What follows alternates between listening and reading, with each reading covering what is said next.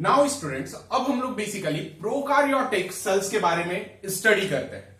Prokaryotic cells जरा देखो, कुछ इस टाइप में आपको डायग्राम में दिखता है। डायग्राम को ड्रॉ मैंने पहले तो ये इंटरनल, ये जो ब्लैक वाला दिख रहा है, पहले मैं ये ड्रॉ किया, उसके बाद रेड, देन आफ्टर मैं ग्रीन ड्रॉ किया।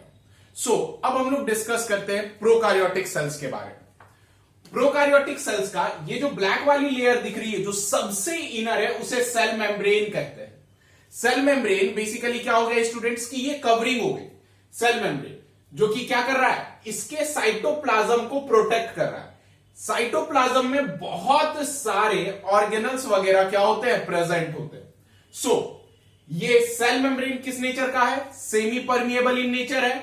अब जरा देखना कि सेमी परमिएबल नेचर होने के बिहाफ पे, तो मतलब कि ये सेलेक्टेड पार्टिकल को ही अंदर और बाहर मूव करने को अलाउ करेगा।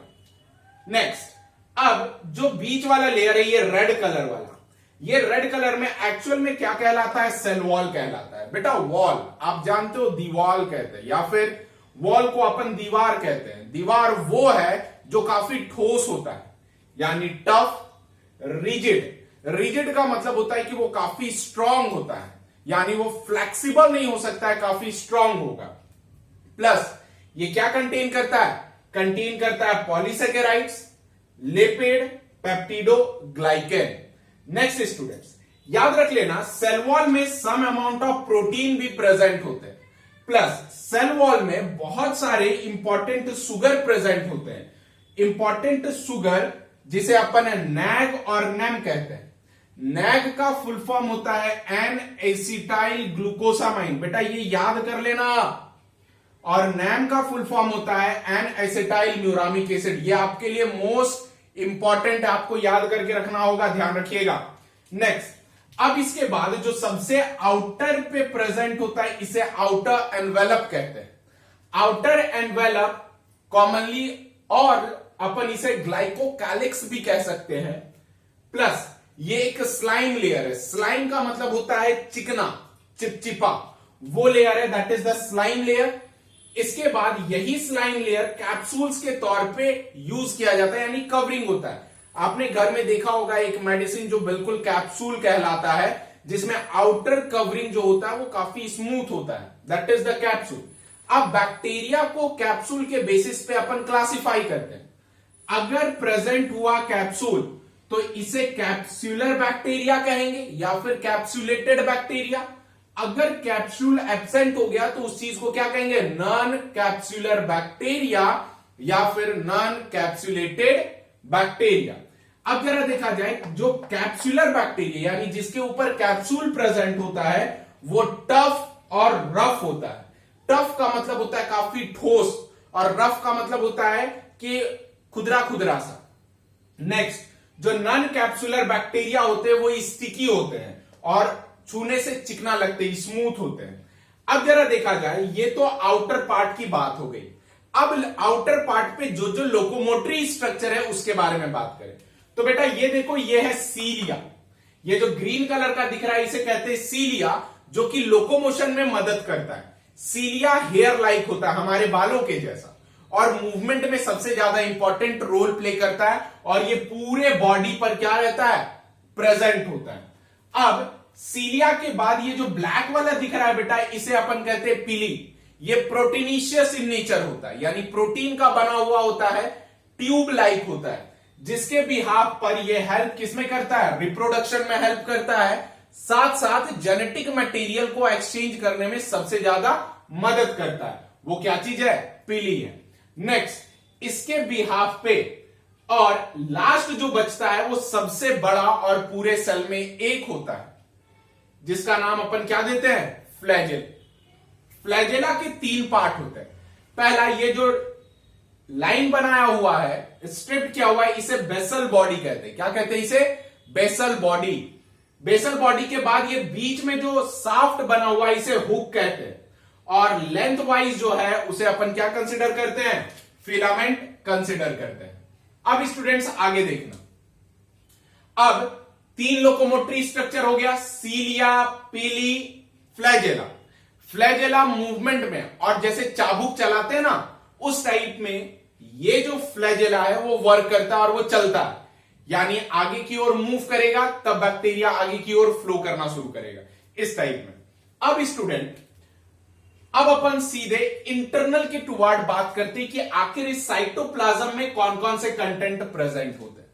साइटोप्लाज्म में तो सबसे पहला हम जेनेटिक मटेरियल के बारे में बात करेंगे, क्योंकि प्रोकार्योटिक बैक्टीरिया के बारे में हमने डिस्कस कर रहे हैं। और ये प्रोकार्योटिक बैक्टीरिया ऐसा बैक्टीरिया होता है जिसके अंदर न्यूक्लियर मेम्ब्रेन क्या होती है, एब्सेंट होती है। सो आपको पहले बताया था जिसका न्यूक्लियर मेम्ब्रेन एब्सेंट होगा उसे क्या कहेंगे, न्यूक्लियोइड कहेंगे। जिसमें जेनेटिक मटेरियल तो सिंगल होगा लेकिन कैसा होगा, हाईली क्वाइल्ड होगा, मतलब बहुत सारा घुमेड़ी लगा हुआ होगा, ऐसा, जिसे हाईली क्वाइल्ड कहते हैं। अब स्टूडेंट, अब इसके बाद जेनेटिक मटेरियल के बाद दूसरा जेनेटिक मटेरियल आता है जिसका नाम अपन कहते हैं प्लाज्मिड। ये जरा देखिए, ये तीन दिख रहे हैं ना, एक छोटे छोटे गुब्बारे के जैसे यहां पर जो दिख रहे हैं, प्लाज्मिड है ये। प्लाज्मिड को अपन कहते हैं extra chromosomal DNA. Extra chromosomal, chromosome का मतलब मैंने आपको पहले भी बताया था, उसे क्या कहते हैं, रंगसूत्र कहते हैं, यानी एक्स्ट्रा रंगसूत्र मटेरियल उसे प्लाज्मिड कहते हैं। और ये जो ब्लू और रेड दिख रहा है, ये दो और डिफरेंट टाइप ऑफ प्लाज्मिड होते हैं। एक का नाम आर फैक्टर कहलाता है, दूसरे का नाम एफ फैक्टर कहलाता है। आर फैक्टर क्या होता है कि ये रेजिस्टेंस प्रोवाइड करता है, मतलब बैक्टीरिया के पास इतनी पावर होती है कि वो अपने आर फैक्टर से मैसेज को लेता है और मैसेज को कन्वे करता है नेक्स्ट जनरेशन पे। इसे समझने को थोड़ा डिफरेंट वे में जाना होगा। डिफरेंट वे में कैसा बेटा, कि आप समझो कि जो ये होता है ना आर फैक्टर, अब मान लो इस बार हमने बैक्टीरिया के लिए कोई एंटीबैक्टीरियल केमिकल छिड़क दिया। एंटीबैक्टीरियल केमिकल छिड़क दिया तो बैक्टीरिया क्या होता है कि अपनी उत्पत्ति बहुत फास्ट कर सकता है, इवोल्यूशन बहुत ज्यादा फास्ट कर सकता है। सो जो बैक्टीरिया बड़े होंगे वो तो डेथ कर जाएंगे उससे, लेकिन जो डेवलप हो रहे होंगे वो जनरली क्या करेंगे, वो अच्छे तरीके से उस केमिकल का थोड़ा सा अंश अपने अंदर ले लेंगे। और जब वो अंश अपने अंदर ले लेंगे तो यही जो प्लाज्मिड फैक्टर है, आर फैक्टर, ये जनरली क्या हो जाएगा, और भी ज्यादा मॉडिफाई हो जाएगा। मॉडिफाई होने के बाद बेसिकली क्या करेगा, मॉडिफाई होगा तो अल्टीमेटली वो रेजिस्ट करने की पावर सबसे ज्यादा बढ़ा देगा। क्लियर है। नेक्स्ट उसके बाद आता है fertility factor. Fertility factor next कि एफ फैक्टर। एफ फैक्टर जो होता है उसे अपन क्या कहते हैं, फर्टिलिटी फैक्टर कहते हैं, यानी वो फैक्टर जो रिप्रोडक्शन में मदद करता है। रिप्रोडक्शन मतलब क्या, अब कहोगे कि सर अभी आपने समझाया कि बैक्टीरिया तो रिप्रोडक्शन मेथड वो भी एसेक्सुअल नहीं सेक्सुअल, यानी अभी आपने कहा कि वो एसेक्सुअल करता है, यानी एक ही बॉडी अलग अलग डिवाइड होता है, जिसे बाइनरी फ्यूजन कहते हैं, द्विविभाजन जिसे कहते हैं, वो करता है। लेकिन बेटा देखो, अब इवोल्यूशन के चक्कर में जब तक जेनेटिक मटेरियल अपना ये एडवांस नहीं करेगा तब तक ये क्या होगा, ज्यादा इवॉल्व तो हो नहीं पाएगा। सो बच्चे वो क्या करता है, फर्टिलिटी फैक्टर का इस्तेमाल करता है, यानी एफ प्लाज्मिड का इस्तेमाल करता है, जिससे कि वो अपने जीन की लेवल को और बढ़ा सकता है। उसे अपन क्या कह सकते हैं, फर्टिलिटी फैक्टर कहते हैं। अब बेटा इसके बाद आता है राइबोसोम। राइबोसोम प्रोटीन सिंथेसिस में सबसे ज्यादा इंपॉर्टेंट रोल प्ले करता है। ये राइबोसोम 70S टाइप का क्या होता है, राइबोसोम होता है, जबकि इसके अंदर एक जेनेटिक मटेरियल का चेन तैयार होता है जिसे अपन क्या कह सकते हैं, mRNA कहते हैं। क्या कहते हैं इसे, mRNA कहते हैं, दैट इज मैसेंजर आरएनए। इसके बाद ये mRNA और सेवरल राइबोसोम आपस में बैठते हैं उस जगह पे और क्या बनाते हैं, पॉलीजोम्स बनाते हैं। यही पॉलीजोम्स आगे चल करके क्या करता है, बेसिकली प्रोटीन बनाता है। प्रोटीन आप शायद जानते होंगे कि प्रोटीन हमारे बॉडी के लिए कितना इंपॉर्टेंट और यूजफुल रोल प्ले करता है। अब बच्चे यहां पे जो आपको ग्रीन ग्रीन कलर का बॉडीज दिख रहे, इसे अपन रेस्पिरेटरी पिगमेंट कहते हैं। रेस्पिरेटरी पिगमेंट बेसिकली क्या करता है, रेस्पिरेशन में मदद करता है, यानी श्वास प्रणाली में काफी ज्यादा रोल प्ले करता है, जिसमें एरोबिक O2 प्रेजेंट होगा तब रेस्पिरेशन को एरोबिक कहेंगे। अगर उसी रेस्पिरेशन में O2 एब्सेंट रहेगा तो उसे क्या कहेंगे? एनएरोबिक कहेंगे। अब बेटा इसके अंदर में जो छोटे छोटे बॉडीज है साइटोप्लाज्म में, जैसे ये रहा इनकल्सन बॉडी।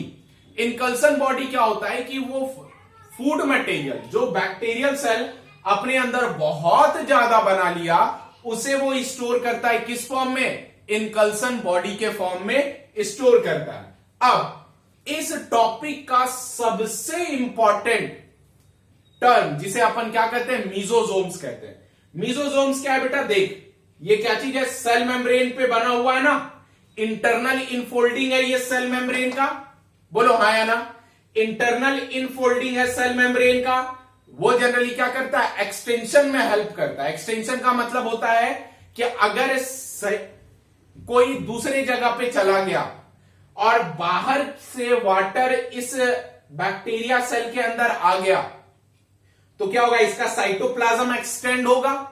जब बेटा इसका साइटोप्लाज्म एक्सटेंड होगा तब क्या होगा कि प्लाज्मा मेम्ब्रेन खुलेगा, और प्लाज्मा मेम्ब्रेन खुलेगा, वो कौन खोलेगा? मीजोजोम्स खुलेगा। यानी मीजोजोम्स कुछ नहीं करता है, ये प्लाज्मा मेम्ब्रेन का इनफोल्डिंग होता है, और जब ऑस्मोटिक यानी आश्रुति जिसे कहते हैं, आश्रुति इधर उधर होता है यानी ऑस्मोटिक प्रेशर इधर उधर होता है, तब ये बढ़ता और घटता है, जिसके वजह से सेल की साइज बढ़ती है और घटती है, ताकि कोई सॉल्टी जगह पर यानी सॉल्ट नमक वाले जगह पर जाकर के बैक्टीरिया तुरंत फट ना जाए, फटने के वजह से बैक्टीरिया डेथ ना हो जाए। इस वजह से ये मीजोजोम्स बेसिकली क्या करता है? उसे प्रोटेक्ट करता है। सो स्टूडेंट्स, ये जो रहा ये हमारा प्रोकार्योटिक बैक्टीरिया के बारे में रहा।